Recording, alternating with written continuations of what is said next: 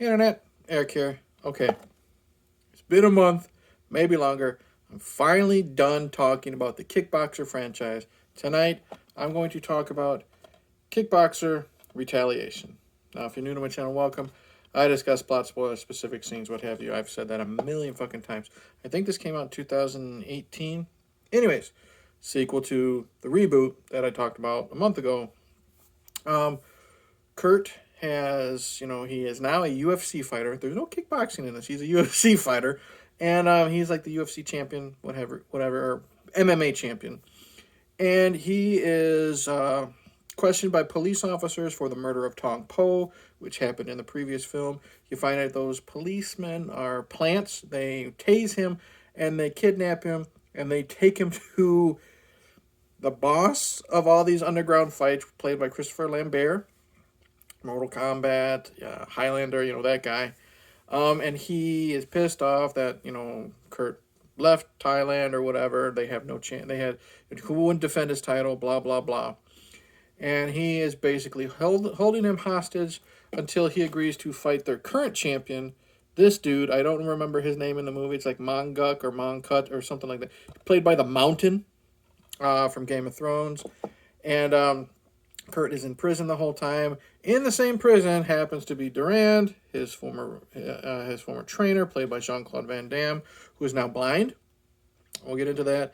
And he meets Mike Tyson, of all people, not playing himself. Mike Tyson helps train him as well. Then his wife is kidnapped, and hilarity ensues. Okay. Whew. All right, let's get to the action first. Alain Moussi, still really good as Kurt. Very likable. His martial arts skills, his fighting skills, his acrobatic skills, still top notch, still over the top. I really, really like him. He's got great chemistry with Jean-Claude Van Damme, great chemistry with Mike Tyson, of all people. He's really, really good. I wouldn't be surprised if this guy would eventually become a big action star. He's just got to, and this isn't a knock on the films, he's got to get out of kickboxing movies and start doing more movies, just action-wise. Be like Scott Adkins, you know what I mean? Jean-Claude Van Damme, I like him better in this one. And I said he's blind. He's in prison, too, for his hand in what happened to Tong Po. He was blinded, I think he was attacked and acid thrown in his eyes or some bullshit like that. I honestly think it's because Jean-Claude Van Damme wanted to keep wearing his shades so we wouldn't have to see the bags under his eyes. I like it because he's kind of like Daredevil now. He has to listen to the elements to be able to dodge and stuff like that. It makes his fights more fun, the way they edit it. And there's a scene, let's just say that's pretty dramatic, that of all people, I bought it from Jean-Claude Van Damme. So got to give him props for that. Guy who plays the Mountain, he's just a big fucking scary dude who throws people around and kills them. He does what he does. Mike Tyson, of all people. There's a reason why he's a boxer. He's not that great of an actor unless he's like poking fun at himself, like Mike Tyson Mysteries or The Hangover. I liked him in this. He doesn't have a lot of range, but he's got good chemistry with Alain Moussi and Jean-Claude Van Damme. And I liked it because it's not, he puts him through the ringers of tests. Tyson's making him fight, other inmates and stuff like that, part of his training, so he can eventually fight, like spar with him. And they have a really good sparring match. My daughter was watching it a little bit, and she knows she's getting into Nintendo and stuff like that. And it was like Little Mac versus Mike Tyson from Mike Tyson's Punch-Out, so that was cool. And we do have a brief confrontation between these two guys. Very brief, but very cool. So Tyson actually does pretty decent. The girl that plays Kurt's now wife, she's just there to look sexy. She does what she needs to do. Not that, no big deal with acting. The only other character of merit I mention is Christopher Lambert. You can get past his face. His face looks really rough. Like, he looks like Mickey Rourke right now. And he's got very short hair. It's like the hair. Like, he wouldn't come back for Mortal Kombat Annihilation. So they got, what's his face? James Remar. And, they got rid of the long hair and they gave him, like, the short buzz cut. He's got James Remar's hairstyle from Mortal Kombat Annihilation. He is awful in this movie. He is awful. He's not intimidating. He's not scary. It's kind of neat. For some reason, he is training with swords. I'm sure that's a Highlander reference. And he has a scene where he fights Jean-Claude Van Damme with a sword.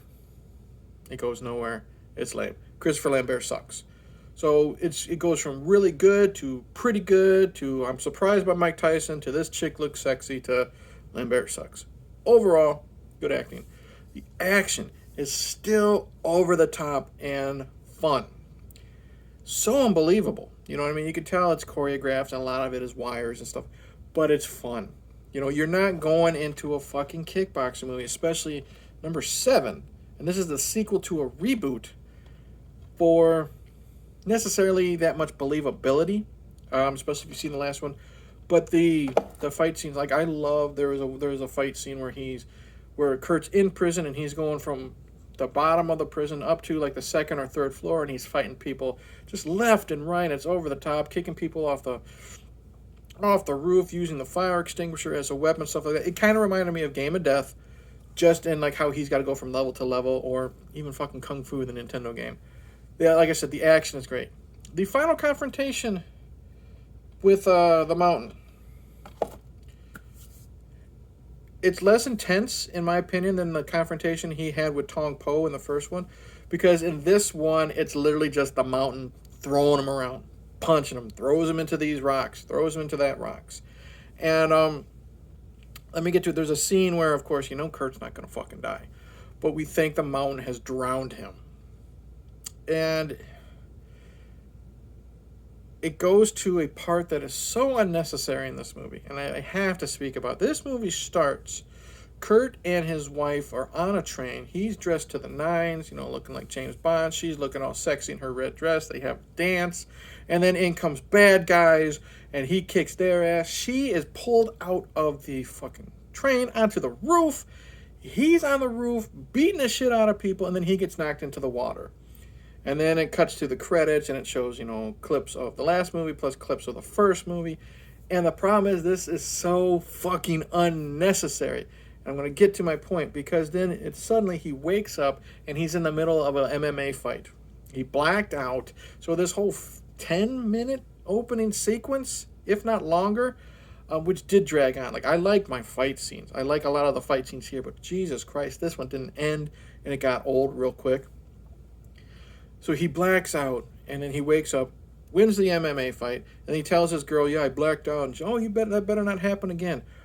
We had that whole fucking sequence just so Kurt can, because like I said, he was knocked off the train, fell into the water, so just so he can imagine that he's not going to drown. It's really fucking stupid. I don't like how the mountain, he's genetically enhanced. Why? Just make him a fucking beast of a bodybuilder. That was dumb. And then, one of my main gripes, other than that fucking opening sequence that meant nothing, we didn't need it, is the choice of music during these fight scenes. We have like a country western song playing, a rap song playing. The fight, I don't know if it's on purpose, but the music they chose during these fight scenes, like a lot of them, they're long, doesn't fit. And it takes me out of it just a little bit. And like I said, I'm having fun with this over-the-top goofy shit of the fight scenes, but I'm like, that doesn't fit. That doesn't fit. That's fucking stupid. Why did you do that? Major letdown. This movie, I like the training sequences in the prison. I like when you got to get past this guy to get to me, and he does stuff like that. The physical fighting that he's doing against the inmates, that stuff, that's really cool. But these training montages are super fucking long. I don't need to see him constantly do push-ups, pull-ups. I want to see the fighting training, you know, the fisticuffs, that type of training. I don't give a shit about the rest of it. And this movie is damn near 2 hours, I think. I don't think it says. 111 minutes. So 120 is 2 hours. So it's over 150 minutes. You could have fucking cut out a half hour. Big time. Or at least 20 minutes of this movie. Because, like I said, it was just so many scenes are unnecessary.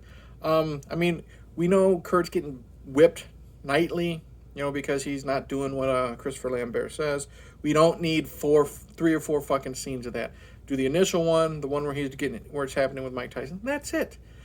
There's so much more added to this movie that could have been taken out. Do I like this one? Yes, I do. It's a hard follow-up to the last one. This one fails in comparison. Like I said, Van Damme's better in this one, I think. I liked Mike Tyson. Alain Mousset, he's great. Kind of a lame villain. He's just this big brute, Christopher Lambert fucking sucked. But I did enjoy this movie. If you've watched the last one, you might as well give this one a shot.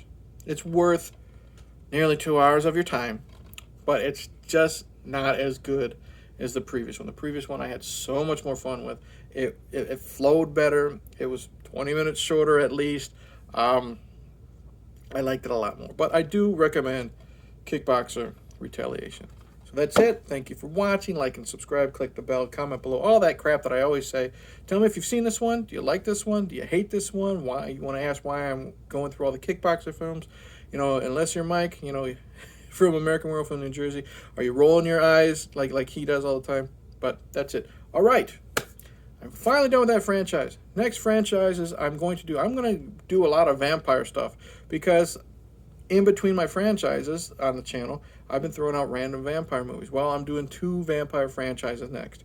From Dusk Till Dawn and the Underworld franchise, with some other things sprinkled in here and there. But thank you, everyone. Blah, blah, blah. It's late. Cheers.